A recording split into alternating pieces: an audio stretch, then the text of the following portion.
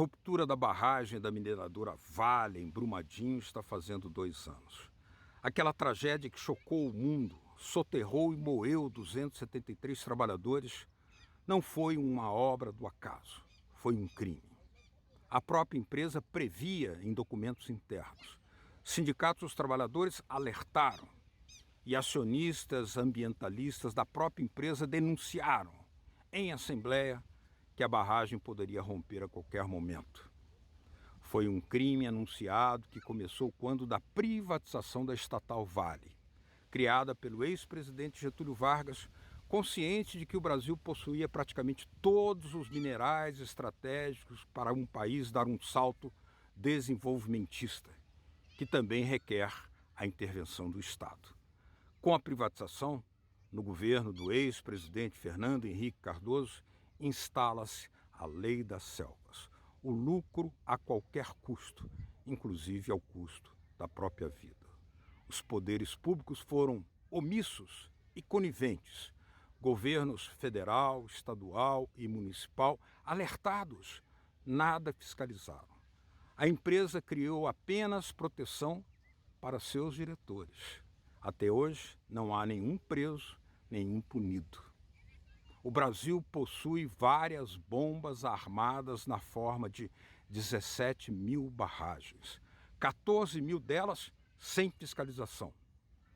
Privatização, desnacionalização, terceirização, selvageria capitalista, combinadas, resultam em crime, que pode acontecer novamente, porque nada mudou. Latitude Brasil está começando. Alô, amigos e amigas do programa Latitude Brasil por Telesur. Muito obrigado pela atenção, uma saudação a todos vocês.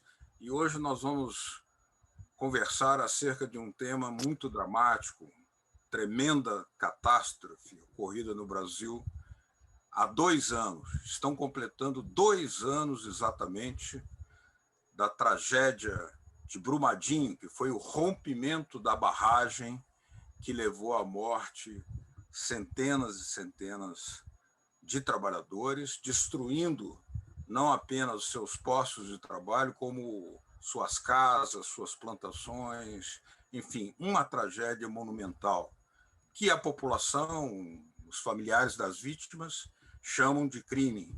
Mas quem vai nos explicar exatamente o que aconteceu é o diretor do Sindicato dos Trabalhadores da Construção Pesada de Minas Gerais, Eduardo Armon, que está aqui conosco, e agradeço muito pela sua presença. Obrigado, Armon, por aceitar o nosso convite.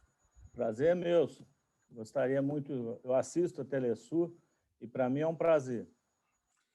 Armon, são 2 anos, ninguém foi preso até hoje, mas os familiares ouvidos em várias audiências não têm dúvida em dizer que foi um crime.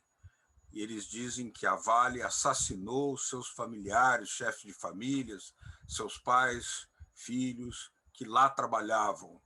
E há realmente uma série de informações que apontam gravíssimas responsabilidades por negligência, atitudes que podem embasar essa acusação que fazem os familiares.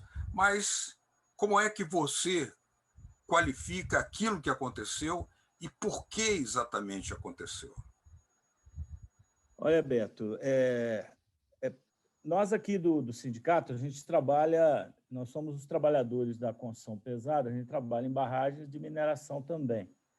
Então, como nós estamos em todas as barragens, a gente pode dizer que aquilo foi um crime anunciado, porque já é o segundo da Vale, que havia acontecido há 5 anos atrás, o de Mariana, que morreram 14 trabalhadores e 19 da comunidade, e o impacto ambiental de destruição de casas de 700 comunidades, uma tragédia ambiental até maior do que a de Brumadinho. Mas, no caso de Brumadinho, a situação é muito mais grave, porque, além de ser reincidente no crime, ou seja, além do rompimento da barragem acontecer, ela aconteceu no horário de trabalho e o alojamento dos trabalhadores e o alojamento de refeitório dos trabalhadores era exatamente embaixo da barragem, o que desrespeita todas as normas de segurança aqui da mineração. Quando rompeu, os trabalhadores estavam no refeitório, eram centenas de trabalhadores almoçando e desses a lama passou e levou toda a área administrativa e a área do refeitório da barragem. Morreram, em primeiro lugar, os trabalhadores que estavam em cima da barragem, que eram os operadores de máquina, que estavam fazendo manutenção, que foram moídos. Os restos que foram encontrados, a gente fala que encontrou os corpos, mas encontrou segmentos de corpos, dedo, mão, pedaços de corpos, porque a lama que foi despejada é correspondente a 12 milhões de toneladas. Pra você ter uma ideia do que é isso, é a mesma coisa que você despejar numa área de uma região pequena, 12 milhões de automóveis jogados em cima de uma comunidade. Então, foi um crime. A Vale sabia, ela tinha feito um provisionamento, inclusive financeiro, para se houvesse rompimento de barragem, ela já identificava o problema. Várias denúncias dos trabalhadores e da comunidade tinham chegado à Vale, e além das denúncias de rachaduras, de vazamento na barragem, existia também uma questão fundamental, que era uma discussão no sentido de que retirasse o refeitório debaixo da barragem. Essa discussão o sindicato fazia há muito tempo e a Vale se negava a fazer. Então, na prática, a responsabilidade, tanto civil quanto criminal, é toda da Vale. Ela tem aceito a responsabilidade econômica, até porque ela tem muito dinheiro e tem indenizado. Nós temos vários processos de indenização que a gente conseguiu sucesso. Estamos com a denúncia a nível internacional contra uma outra empresa multinacional, que é a Tuvisud, que é uma empresa alemã, que deu o laudo de estabilidade da barragem, após uma empresa aqui de Minas Gerais ter dado contra, ou seja, ter se recusado a dar o laudo. A Tuvisud veio e deu o laudo. Na prática, o laudo foi comprado da Tuvisud, que é uma grande empresa alemã, e nós também estamos responsabilizando e buscando a responsabilização não só da Vale, como também da Tuvisud. Então, essa é uma outra questão que vale a pena a gente aprofundar um pouco mais, porque todos os laudos sobre a real situação da Vale, aquilo que, inclusive, havia de denúncias, né, que não foram levadas em consideração, esses laudos podem ser considerados falsos, porque não reconheciam exatamente aquelas denúncias de insegurança que já haviam sido detectadas. Agora, essa situação constitui aquilo que os familiares dizem, um crime, não é assim? É um crime. Nós não temos dúvida de que é um crime que foi, na prática, inclusive premeditado, porque houve, inclusive, provisionamento de recursos em caso de rompimento de barragens, e eles chegaram a fazer um documento, um ano antes, aprovado pelo Conselho de Administração, de quanto valia a vida de um trabalhador caso houvesse rompimento de barragem. E fizeram provisionamento nesse sentido, ou seja, eles assumiram os riscos oficialmente e de manter essas barragens. E a eles tinham consciência, não? Eles tinham consciência absoluta. E quando houve a recusa por parte de uma pequena empresa de Minas, de geotecnia, no sentido de que ela não aceitou dar o laudo e foi expulsa da Vale, foi tirada da Vale, eles contratam uma multinacional alemã que vem aqui e dá um laudo em semanas para uma coisa e logo depois ao rompimento. Agora, nós temos aí, Armon, uma situação que é o seguinte: a Vale, criada na era Vargas, uma das maiores mineradoras do mundo, que era estatal, veio a ser privatizada de forma também fraudulenta, como se denunciou na época, a preços negativos muito inferior ao seu patrimônio, né? Muito inferiores ao seu patrimônio, e essa privatização resultou nesse tipo de prática que não leva em consideração segurança do trabalho, respeito às leis trabalhistas. Então, o que é que tem a ver a privatização da Vale com o aumento do risco e esses desastres e crimes, como dizem os familiares, acontecidos em Brumadinho? O nosso sindicato acompanha isso há muito tempo, porque o primeiro rompimento de barragem aqui em Minas Gerais, eu não sei se você sabe, mas Minas Gerais é o campeão mundial de acidente de barragem. Tá? Nós temos essa triste medalha. Foi em 1986, com a barragem Itabirito, com 7 mortos. Depois, em Ouro Preto, uma nova barragem rompe, 5 mortos. Depois rompe uma em Cataguases e não houve mortos, mas atingiu quase 150 mil pessoas, tirando água, inclusive ameaçando o abastecimento de água no Rio de Janeiro. Depois há outro rompimento em Itabirito, com 3 mortos. Depois o rompimento em Mariana, depois o rompimento de Brumadinho, e agora, dezembro agora, um dos trabalhadores nossos estava trabalhando na operação da lama da barragem e morre também agora em dezembro, depois do rompimento havido lá atrás. Então, há uma situação de total insegurança na área da mineração e das barragens. A mineração e a construção são os campeões brasileiros de acidentes de trabalho, e essa situação se espelha cada vez mais no caso do rompimento dessas barragens. O grave disso tudo é que nós temos em Minas 400 barragens, no Brasil 17 mil. Dessas 400, 300 são de mineração. E elas estão todas acima das comunidades. Se romper, por exemplo, a barragem da CSN e da Vale em Congonhas, vai morrer 5 mil pessoas, porque a comunidade está a 500 metros da barragem, a cidade está a 500 metros da barragem. Em Itabira, a mesma coisa. E quando eu falo barragem, as pessoas pensam que é barragem de cimento, com estrutura de ferro, armação. Não, são amontoados de rejeito que vai acumulando ao longo do tempo, com 110 metros de altura e 1 quilômetro de extensão, com milhões de toneladas de minério atrás. Então, essas barragens, a gente fala que aqui em Minas Gerais, e não só em Minas, na Bahia, no Maranhão, no Pará, nós temos bombas armadas. No caso de Minas, porque é mais antiga essas barragens, porque há muito tempo tem mineração aqui, nós temos aqui pelo menos 30 barragens em risco, 9 da Vale e 4 em risco grave, inclusive com suspensão, com deslocamento de comunidades, pessoal sendo retirado das casas para ficar fora das suas propriedades, pessoal que trabalha abaixo da barragem, comunidade que planta abaixo da tribos de índios, afetada. Tudo isso em função disso que você falou, da ganância e da forma de exploração predatória que é a mineração no Brasil. Eu acho que não só essa ganância e essa exploração predatória, elas radicalizaram com a privatização, que aí veio o neoliberalismo selvagem e avançou por... Há mais do que a privatização, e mais recentemente, há uns 2, 3 anos atrás, o apoio à terceirização nas atividades fins.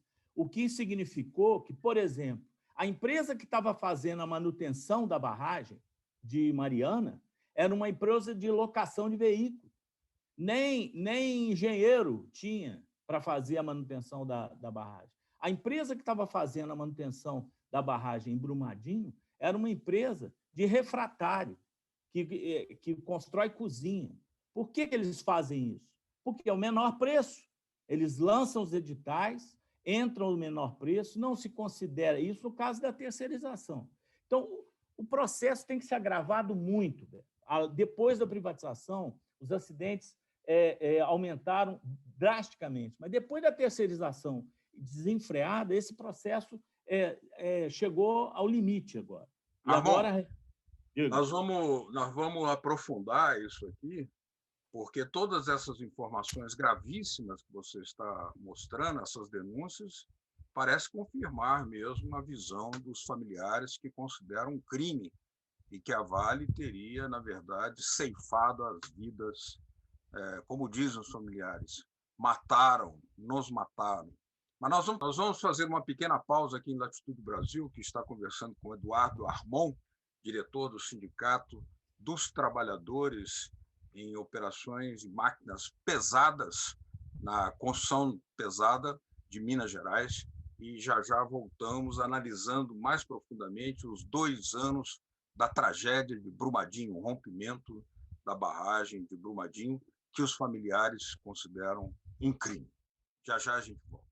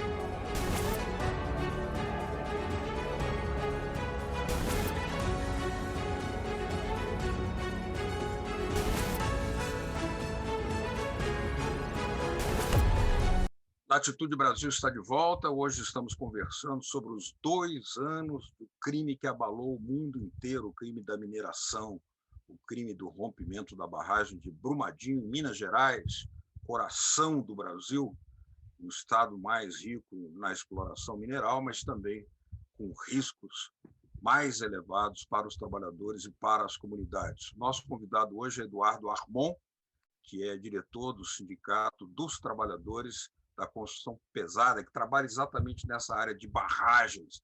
Eduardo, uma das denúncias que os procuradores da República em Minas Gerais fizeram é que a Vale era tão consciente dos riscos dessa atividade, dessas barragens, que organizou um sistema de proteção dos altos mandos, ou seja, é quase impossível responsabilizar a alta cúpula da empresa. Tudo premeditado?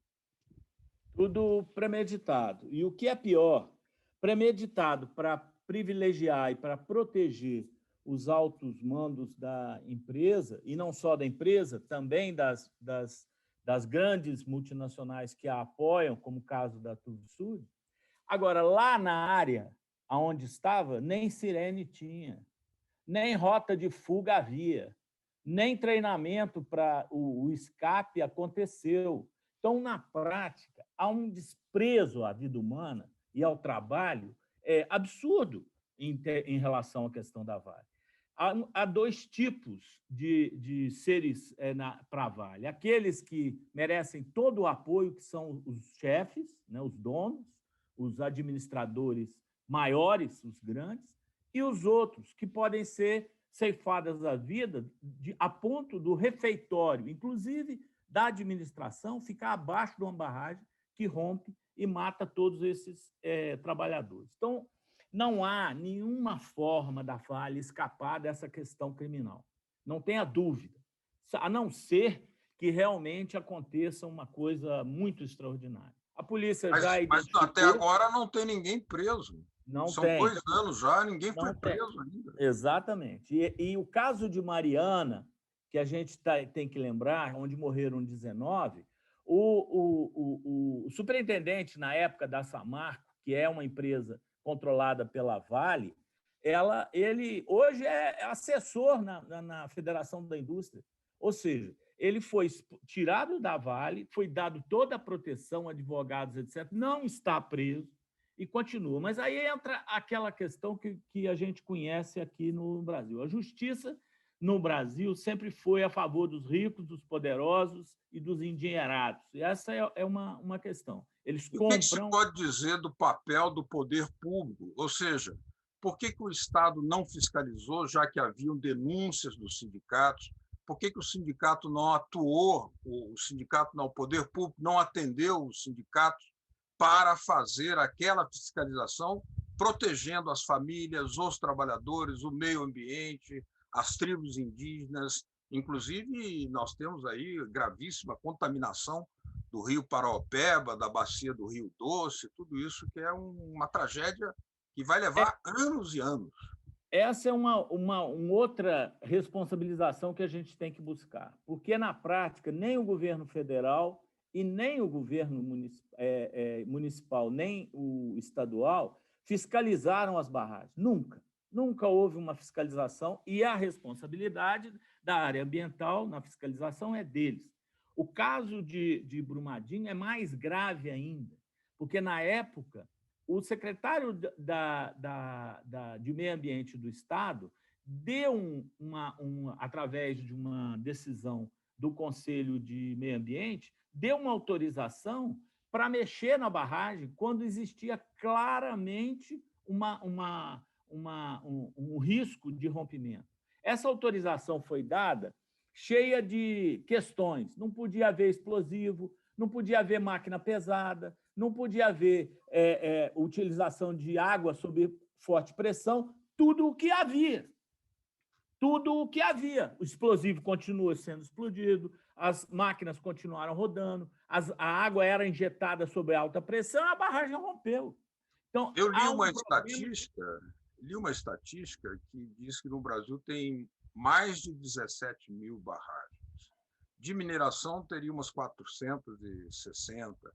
Só que nessa estatística se diz que sobre 14 mil barragens não há informações fornecidas adequadamente, o que quer dizer que o Brasil pode estar num risco ainda maior do que aquele que já conhecemos. Roberto, imagine só, nós não temos mineração só de minério de ferro.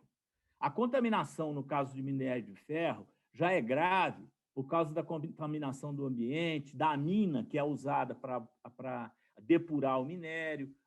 Dependendo da região, tem também mercúrio, porque havia exploração de ouro no passado, etc. Agora, nós temos barragem, por exemplo, Poço de Caldas, que está abandonada há décadas, que é de urânio, que é de material radioativo. Nós temos barragem na região lá da Bahia, que é de urânio. Então, nós temos barragens e barragens. E nós temos barragens de rejeito, que o potencial de contaminação é monstruoso, inclusive por causa do tipo de material que foi armazenado nessas barragens, com resíduo industrial, etc. Será que nós poderíamos dizer, Armon, que a omissão da parte dos poderes públicos, dos governos federal, estadual, municipal, na fiscalização, essa omissão se deve, por exemplo, ao sistema de financiamento de campanhas dos partidos políticos? Ou seja, essas empresas mineradoras financiam determinados candidatos e depois a fiscalização não ocorre. É por aí? É isso mesmo. E qualquer fiscalização e qualquer questão que é levantada contra essas empresas, vem um batalhão de advogados pagos ricamente contra quem assim se posicionar. Nosso sindicato, por exemplo, nós estamos com uma denúncia na Comissão Nacional de Direitos Humanos, na Comissão Interamericana de Direitos Humanos, na OCDE, na OIT, e a dificuldade para um sindicato do interior do Brasil fazer esse tipo de denúncia, acompanhar esse processo, fazer viagem, é uma coisa louca. Agora, o governo federal, quando eu fui fazer a denúncia na Comissão Interamericana de Direitos Humanos, estava eu sozinho, os companheiros do MAB, os companheiros da Justiça Global, que estavam juntos conosco na denúncia, e do lado de lá estava a Vale e 3, pelo menos, advogados, um da Minas e Energia, do Ministério da Minas e Energia, um do Ministério do Meio Ambiente, passeando, porque foram lá para dizer que não tinham nada a dizer. Então, na prática, há um jogo difícil de ser enfrentado, mas nós estamos enfrentando.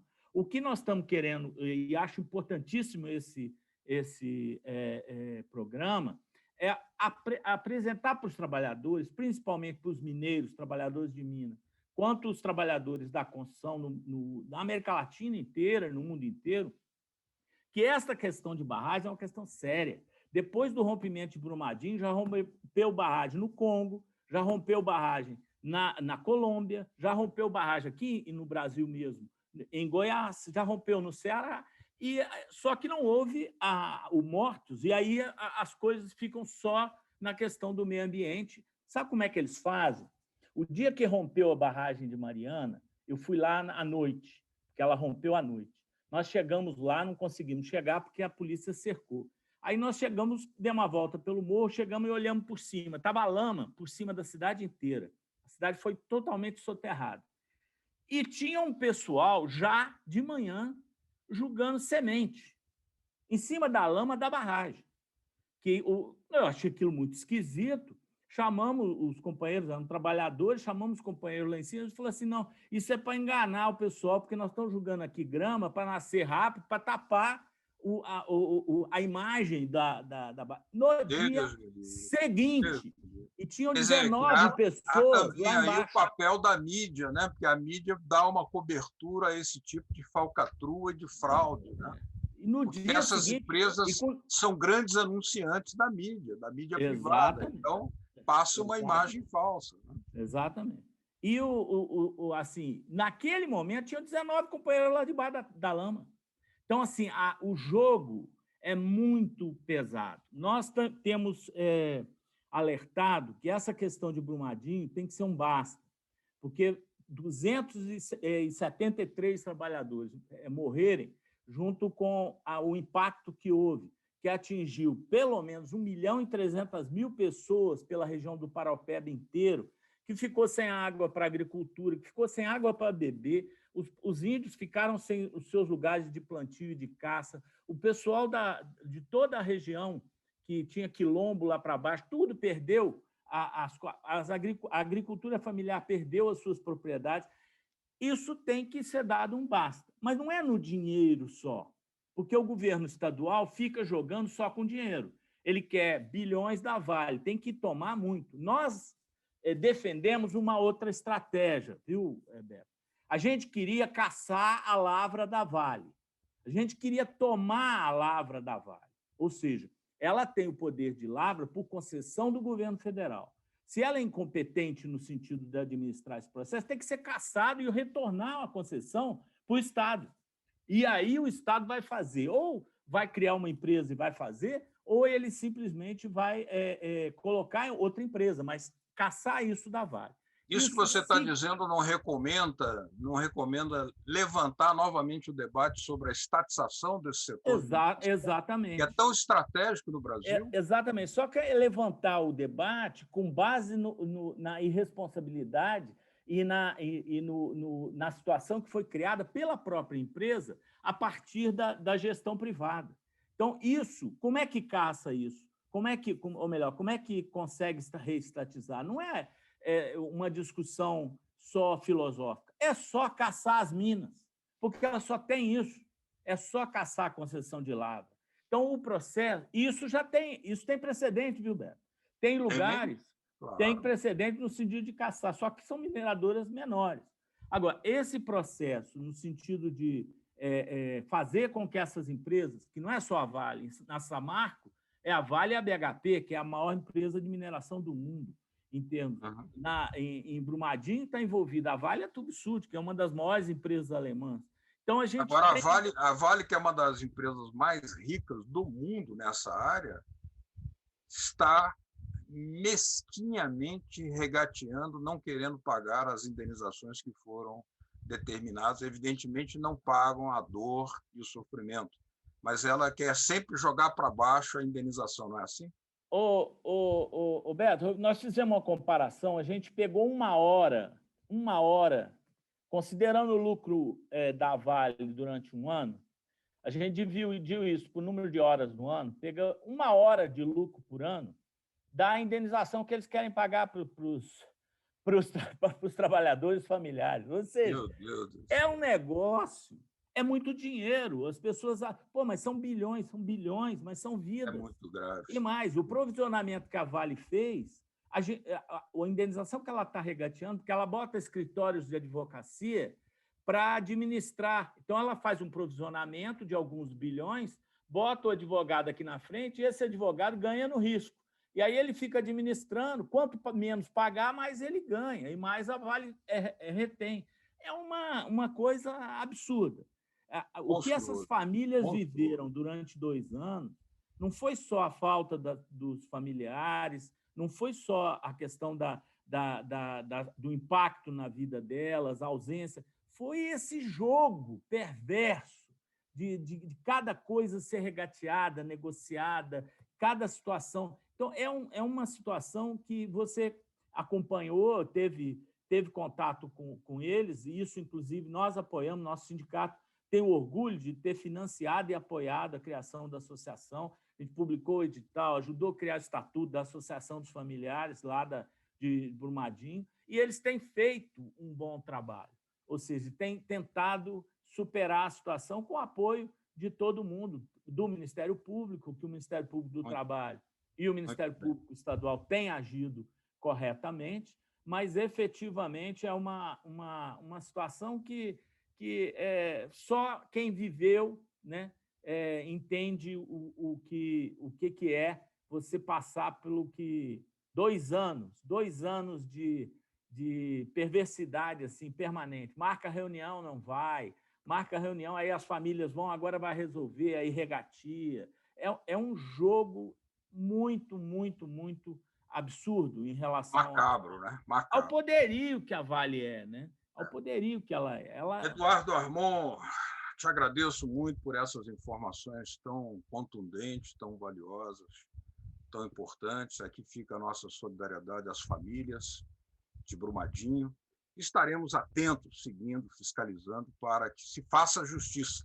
Muito obrigado, Eduardo Armon, por a sua presença aqui em Latitude Brasil de Telesur. Obrigado, Beto. Um abraço para todos. Estaremos, então, sempre acompanhando essa gravíssima situação para que se faça justiça com as famílias de Brumadinho, porque a Vale quer continuar a cometer outras irregularidades sobre a dor imensa de 273 famílias que perderam naquela lama os seus entes queridos. Obrigado por sua atenção. Até o próximo Latitude Brasil.